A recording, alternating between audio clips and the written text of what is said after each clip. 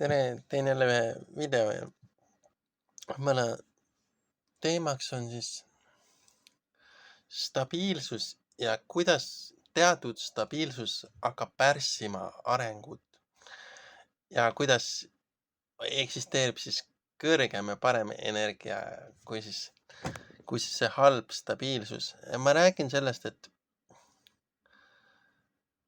et meie elurütm on nagu mitte spontaanne mõnikord ja ja see tegelikult ei ole kõrgeima võimaliku arengu huvides. Ehk meie elurütm on sihuke, et need ja need asjad peavad juhtuma, näiteks kool, töö, lasteaed, onju. Ja kui need ei juhtu, siis me nagu lähme paanikasse, onju, et nüüd, mis teised meist mõtlevad, et kuidas me elame valesti, onju. Aga lapsel on suva selles mõttes, kui sa vaatad last, siis tema tahab nagu kogeda seda maailma ja ta tahab, et see elu oleks võimalikult äge, onju, et see oleks nagu jälle selline, noh, kui sa vaatad oma lapse elurütmi näiteks, siis temal on suva sellest, kas sina saad oma selle tahtmise. Tema nagu, ma ei oska seda seletada. Tema oleks õnnelikum nii siis kui ka siis. Ütleme, et variant 1 on mine lasteaeda, variant 2 on jää koju, onju, ja teeme midagi koos. Ta on mõlema suhtes nagu võimeline olema õnnelik. Aga meie oleme ainult ühe variandi suhtes olema õnnelik, et kui ta läheb lasteaeda. Ja mina proovisin olla paindlikum, et ma jätsin ta koju vahepeal, kui ta keeldus minemast lasteaeda ja siis olime koos kodus.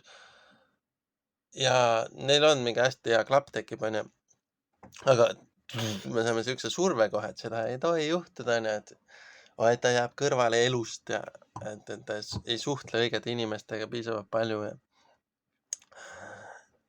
aga see selleks. Mul on see, ikka see, no mingi minevikust viskab hästi palju neid teemasid. See on see, kui te teate seda pokkermängijat, seda Phil Helmut, see sai kuulsaks kahe asjaga. Esiteks, et ta oli hea pokkermängija, teiseks, et ta nagu läks endast välja kogu aeg hästi palju. Ütleme, mingi kaart kukkus, mis talle üldse ei sobinud ja siis ta läks nagu niimoodi läks vihahoogu ja sageli ja see on see, ma ei suuda midagi uskuda ja siis ma vihastun. Ma ei suuda uskuda, mu laps ei taha minna lasteaeda näiteks ja siis siis on maailma lõpp, onju.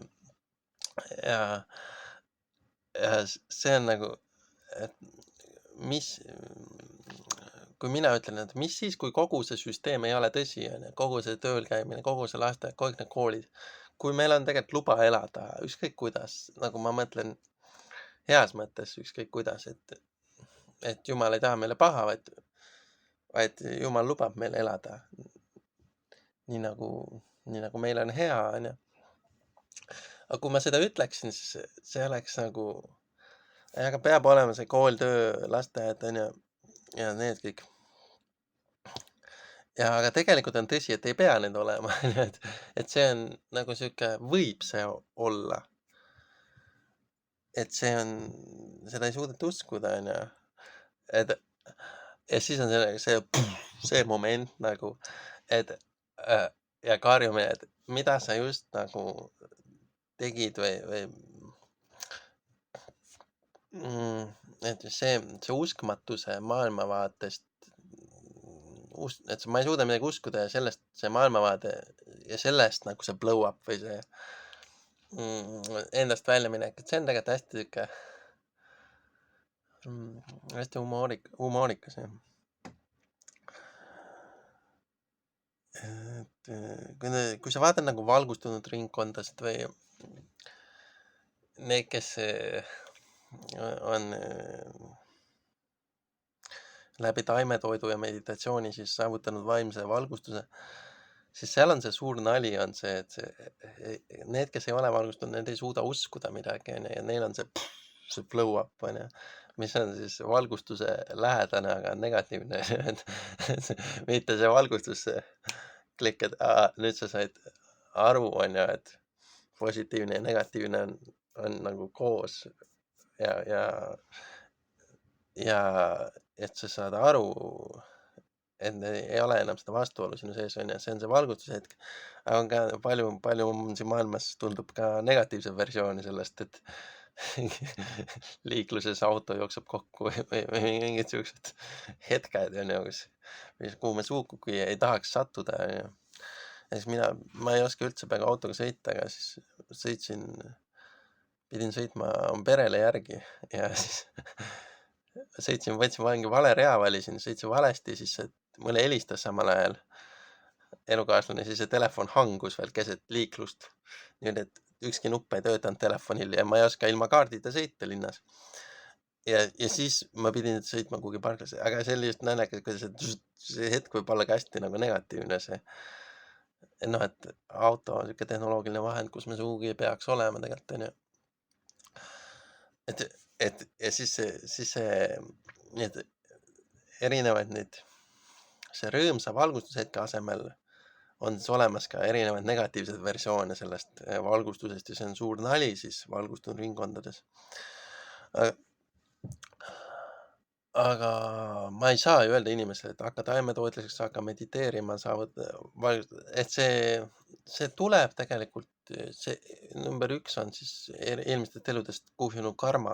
Et kui sa oled varem teinud joogat palju, püüelnud palju, siis see tuleb nagu hästi loomulikult ja lihtsalt sulle, et jah, Buda 6 aastat pidi istuma kuskil meditatsioonis kuskil metsas alasti, on ju. Aga tegelikult, et et tema oli hästi siiras, on ju, tema päriselt tahtis saada teada, on ju, kuidas siis aidata inimesi, kuidas saavutada kannatusest vabanemine. Aga meil on selles mõttes lihtsamaks tehtud, ma tahan öelda, et kui mina sain valgustatud, siis ma olin nagu üllatunud, et kuidas Budal nagu läks 6 aastat ja mul läks 4 kuud aga tegelikult see on nagu kuhjunud karma eelmistest eludest, et sa oled seda juba varem teinud tegelikult ja sa tead nagu, mis see on. Ja siis tema oli nagu see, noh, võib öelda esmaavastaja päris huvitav oleks esimene inimene, kes sai valgustatud, on ju, et see, et ilusad ja kuulsad lood, on ju, et sa ei saa keegi öelda, et nüüdsest muuda oma elurütmi selliseks, et hakka sööma taimetoitu, hakka mediteerima ja võtta oma eesmärgiks saada valgustatud.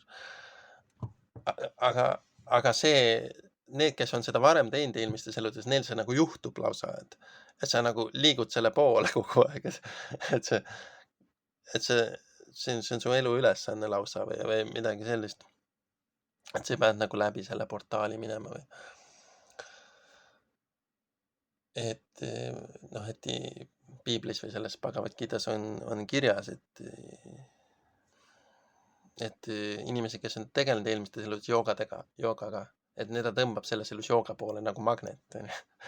See on piiblis või selles Bhagavad Gitas või selles jooga pühakirjades on kirjas see.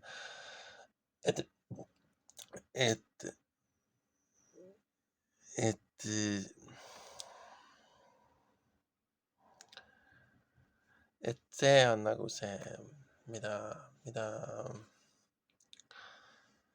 me kõik harjutame, et see on hästi suur asi selles mõttes.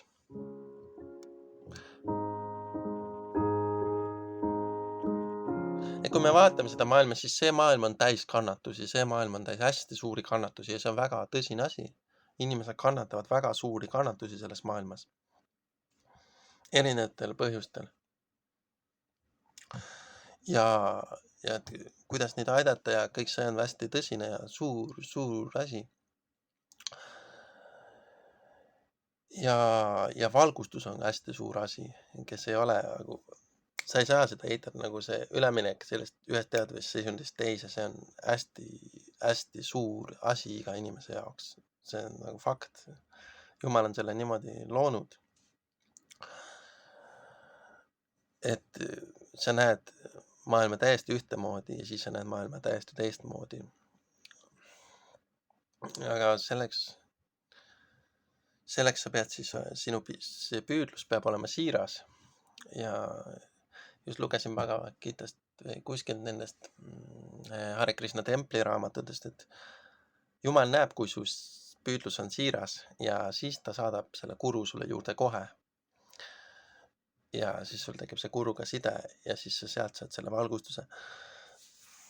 Et aga tähtis on see, et see nagu kristlased ütlevad, su südame hoiak peab olema õige, et ja see on just see, mis tuleb eelmistest eludest, et sa oled harjunud nagu teatud joogaga teatud viisil suhestuma või sa oled harjunud nagu neid puhtaid mõtteid mõtlema või sa oled midagi sellist, onju, et sellised asjad. Jah. Et soovin kõigile, et kõik saaksid kogeda täielikku vaimset vabanemist ja täielikku valgustust siin maailmas, kes seda veel ei ole kogenud.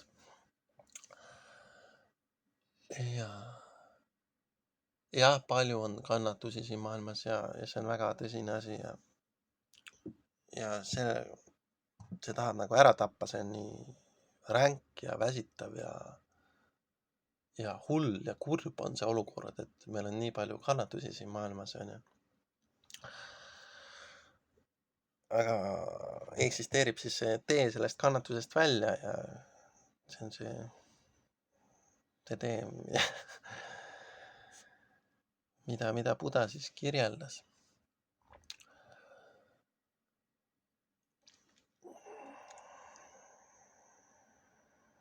Jah.